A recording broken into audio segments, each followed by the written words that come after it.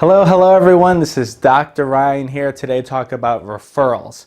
How many times have we shown this plan to someone and they simply weren't interested, but they gave us a name and number and contact information for someone else that might be interested, and we just didn't know how to call them? Or you have a new consultant on your team, or even a pre-existing consultant, and they have this big written names list and they're just too scared to call them, or they're just taking way too long to call the people on their list, and we wanted to go ahead and reach out to them. And what this video today is going to show you is exactly step by step how to reach out to some of these cold contacts that you just have their contact information.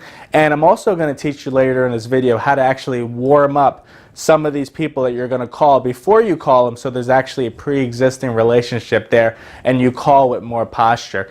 Now, the first approach I'm going to go over is it's just a basic approach on how to call referrals that you really don't know. They don't really know you. It's just the name and the number you have on a list from a referral, or maybe the contact list of one of your written lists of one of your consultants. Now, the way I'm going to go about calling this potential prospect here is this. Let's say I have a guy, Kevin.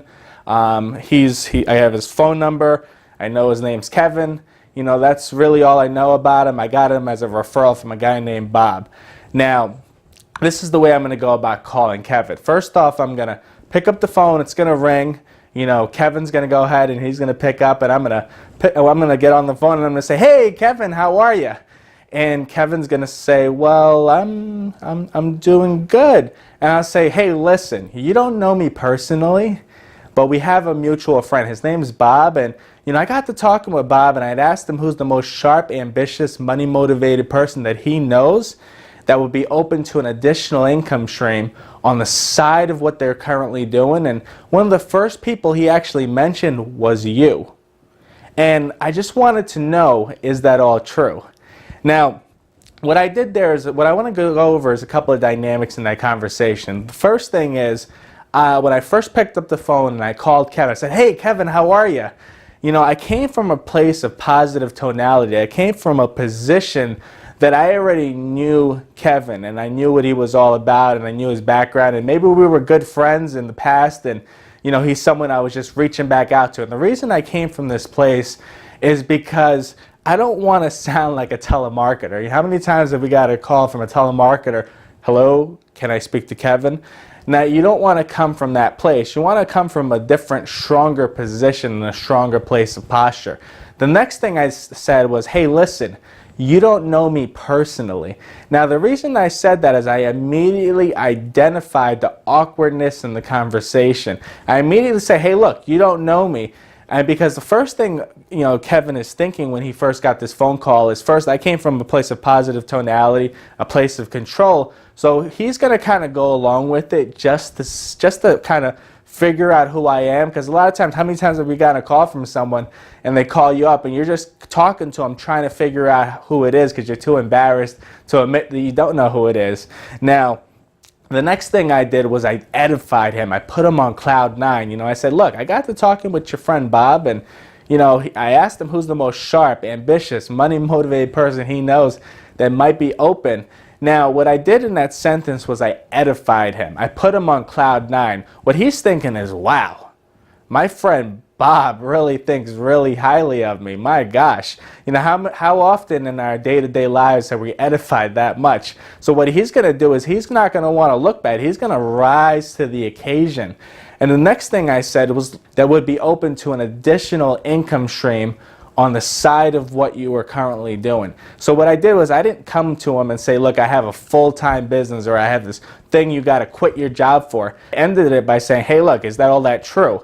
And what happens a lot of times is Kevin's going to rise to the occasion. He's going to say, "Absolutely, you know, sharp, ambitious, money motivated, that's me. Open to an additional income stream." Because first off, they don't want to make their friend look bad. And the second thing is they're going to rise to the occasion with all that edification. Now, if Kevin turns around and says, "Hey, that is all true, absolutely. what I'm going to do is I'll say, hey, Kevin, look, obviously you don't know me and I'm not in a position to make any promises, but I'll tell you what, can you go ahead and get in front of a computer so I can get you over to some information so you can take a look at to see if this will even be a fit for you. And I'll go ahead and get him to a computer, and if Kevin says, well, I'm not in front of a computer right now, I'll say, great, well, how soon can you be in front of a computer? And I'll go ahead and I'll schedule that time, and I'll say, hey, so if I call you tonight at 7 p.m., and you'll have about 15 minutes on your hands and you'll be in front of a computer and have uninterrupted time, and he says yes, I'll say, great, Kevin, well, I'll call you then. And I'll set that appointment when to go ahead and show Kevin the plan. Now, what I want to talk about next is an actual postured referral call. I want to come from a stronger place. I want to come from a place where it doesn't seem like I'm doing the selling. Now, the way I'm going to go about doing that is, like, let's say I have a new consultant, and let's just say I'm sitting down with them, and I got this big names list, and I want to be able to call some of these people because, maybe my new consultant is just taking way too long to call some of these prospects on their list.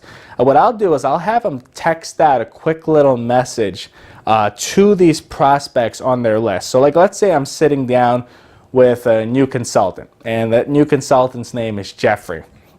And I'm going to have Jeffrey sit down and text out a quick little message to a few people, or even get on the phone and talk to them, but I prefer text because that way they can't mess it up. So I'll have Kevin send out a message, something simple, something quick like this. It'll say something like, hey, I gave your number to a friend of mine. His name's Dr. Ryan. He's going to give you a call, and the reason I think you guys should talk, he's super successful and so are you, and I think you guys might be able to make some money together, and I made Dr. Ryan promise to call you.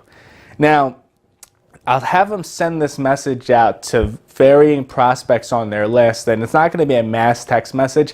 You don't want to send this big, broad message out to everybody. You want to make sure it's individualized and it's sent one person at a time. Now, what this does is a couple of things. It sets up the process because they're going to get the message and they're going to say, oh, okay, well, some successful guy, Dr. Ryan, and my friend thinks I should talk to him, and we might be able to make some money together. And the end of the conversation is really important. That last line in that text message that said, I made Dr. Ryan promise to call you. Now that line is so incredibly important, and I'll tell you why. Because when I go ahead and I call that consultant, now let's say that consultant on Jeffrey's list, let's say his name's Bob. And, Bob's got the message from Kevin, said that this guy named Dr. Ryan's going to call him. He's super successful. He thinks we can make money together, and he promised to make me call him. So I'm going to pick up the phone, and now I'm going to go ahead and I'm going to call Bob. So I'm going to call Bob, and I'm going to say, hey, Bob, how are you? And Bob's going to say, hey, I'm doing good. And I'll say, look, it's really crazy that I'm calling you because you don't even know me. But, I got to talking with your friend Jeffrey, and he made me promise to call you. And he told me if I didn't call you, he was going to call me every single day until I called you. And, that's really the reason I'm calling you. And, I'm not sure if we could do something, but based on some things that Jeffrey said, we might. And, he told me you were a sharp guy who was well respected in the community. He told me you were goal oriented, and I'd love to run something by you, 15 minutes and a cup of coffee, or 15 to 20 minutes uninterrupted over the internet so I could bring you up to speed on what I'm doing. What would you prefer? And I'll go ahead and I'll put the ball in his court. So now there are a couple of things that are really important in this conversation that I love to expand on. The first thing I did was I called him up. I said, hey, Bob, how are you? And I said that, like, again, coming from a strong place, coming from a place that I know him already, coming from a friendly place. And the next thing I did was I identified the awkwardness in the conversation. I said, hey, look, I know it's crazy I'm calling you, but, because we don't even know each other. And I identified that right away, and then I said, your friend Jeffrey made me promise to call you. So what I'm doing is I'm coming from a place of stronger posture because I'm coming from a place saying, look, Jeffrey made me call you. I'm not calling you on my own will. Your friend made me promise to call you, and that's why I'm calling you. So you come from a much stronger place. And then I said, look, I'm not sure whether we can do anything or not. See, what I'm doing there is I'm putting more posture into the conversation. I'm not promising him anything. And then I'm saying, look, based on some stuff that, Jeffrey said, he said you were a sharp guy, well respected in the community, goal oriented. What I'm doing is I'm edifying him and I'm putting him on cloud 9. And then I'm saying, look, I got something I want to run by you, 15 minutes at a cup of coffee to set that in-person presentation, that one-on-one. Or, hey, look, 15 minutes uninterrupted over the internet so I could bring you up to speed on what I'm doing, getting in front of a website presentation.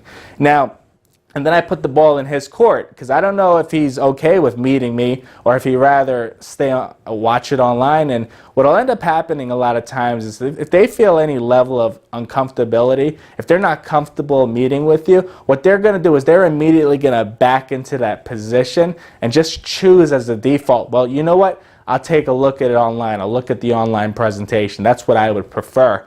And then sometimes if they're really eager and excited and curious on what you need to see, they'll agree to meet with you. But you put the ball in their court and you let them decide. And this technique works so well because, the worst thing that could happen is they say, well, I'll look at it online. And you'll find that if you do the edification properly, if you say, look, your friend Jeffrey made me promise to call you and that's why I'm calling you, and you edify him correctly, and then you get him in front of the presentation, it just works so well and just makes it such an effective referral call. Thank you guys so much for checking out this video today. Dr. Ryan here with a referral call video. If you like the video, feel free to share it. Go ahead and hit that subscribe button down below so you can stay in the loop for future videos. Go ahead and like the video. Appreciate you guys so much. Love you. And see you guys on the byways and highways of the world.